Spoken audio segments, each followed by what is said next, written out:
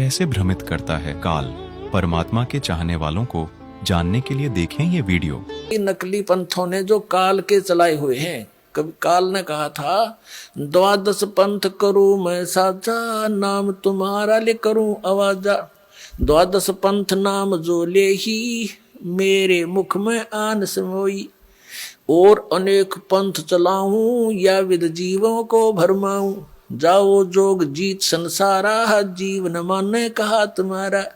जीव तुम्हारा कहा न माने, हमारी ओढ़ हो बाद बखाने। और वही हो रहा है। भगवान आए, कबीर साहब उद्मस्तार दिया नकली ऋषि में, ऋषि आचार्य और शंकराचार्य और इनके चेला ने ऐसा जुल्म ढाया था भगवान के। फिर पूछो मत, अगर वो कहानी आपको सुनाने लग जाए तो आंखों से आंसू नहीं सूखे। दास की तो सूखती नहीं, क्योंकि इसे परिचित हो गया। क्योंकि उस संघर्ष से दास भी आगे बढ़ रहा है, उसी में से गुजर रहा है। तो क्योंकि उसमें जनता अशिक्षित थी, श्रद्धालु अशिक्षित थे। एक संस्कृत भाषा के जानने वालों को महर्षि और महापुरुष की पदवी दे दी गई थी हमारे द्वारा। अब परमात्मा ने पहले यह दया बख्शी कि अपने बच्चों को अक्षर ज्ञान कराया। और अब वो तत्व ज्ञान जो भगवान ने 600 वर्ष पहले बोला था, दास ने उन सदग्रंथों से मेल करके दिखा दिया कि जिसको ये अनपढ़ अशिक्षित कहा करते थे। एक जुलाहा धानक कवि मान के जिसकी फाइल बंद कर रखी थी, वो पूर्ण परमात्मा है। 600 वर्ष पहले वेद और गीता और शास्त्रों वाला ज्ञान उन्होंने वर्बली बोल रखा है।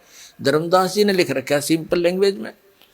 और वही वेद पुराण गीता बताते हैं। तो कौन है भगवान? तुम संस्कृत के जानने वालों को आज तक नहीं पता इनके गुण रहस्यों का, और 600 वर्ष पहले बता के गए हुए हैं। तो वो खुद परमात्मा है।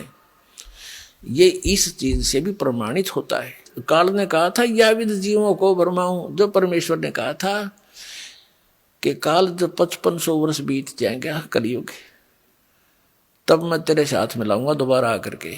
अभी तो मैं कुछ कहता नहीं, इतना कर ले तार ले, उद्मस्त ने जो तारना है। परमात्मा को पता था कि सतयुग त्रेता द्वापर में ये प्राणी दुखी ना होते, और जब तक ये दुखी नहीं हो लेता, इसके हर तरह से संसारिक जो सारे हैं वो समाप्त नहीं हो जाते, तब तक ये भगवान को मान नहीं सकता। अब जैसे सतयुग के अंदर पुण्यकर्मी प्राणी जन्म लेते हैं, 1,00,000 वर्ष की आयु होती है मनुष्य की, और सब हरे भरे सब फलदार वृक्ष लदपद रहते हैं, सभी झाड़ी झंखाड़ भी फलों से। और जो पुण्यकर्मी प्राणी है वो भक्ति से ही तो पुण्यकर्मी बने हैं, साधनाओं से।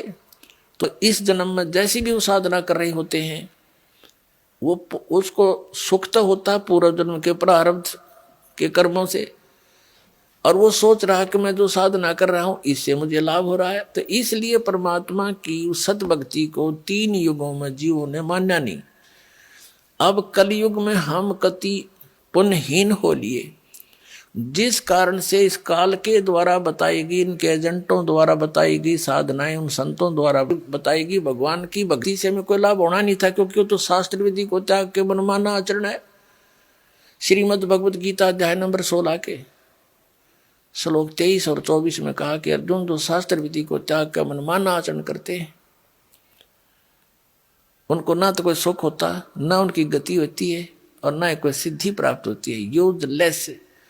तो जिस कारण से उनके द्वारा बताई गई साधनाओं को करते करते भी बुरा हाल है इन प्राणियों का, तो फिर इन्होंने धनी बनने के लिए तो रिश्वत, मिलावट, चोरी ये अपना लिए, और टेंशन बुलाने के लिए गुट्टी सूटी लानी शुरू कर दी। ये कोई तरीका है? अब जो भगवान से हम इच्छा करते हैं, भगवान हमें सब कुछ दे सकता है, तो वो देने वाला भगवान का ज्ञान नहीं। कौन सा परमात्मा जो सब कुछ दे सकता है और सब दुखों का निवारण भी कर सकता है, उसकी तो हमारे को झलक भी नहीं लागण दी न ज्ञानियों ने। तो उसने स्वयं आकर ही अपनी जानकारी देनी पड़ती है। आप आरती आप साजे, आप किंगर आप बाजे, आप ताल झांझ झनकारा, आपने से आप देखे नारा। कह कबीर ऐसी आरती गाऊं, आप मध्य आप सुनाऊं।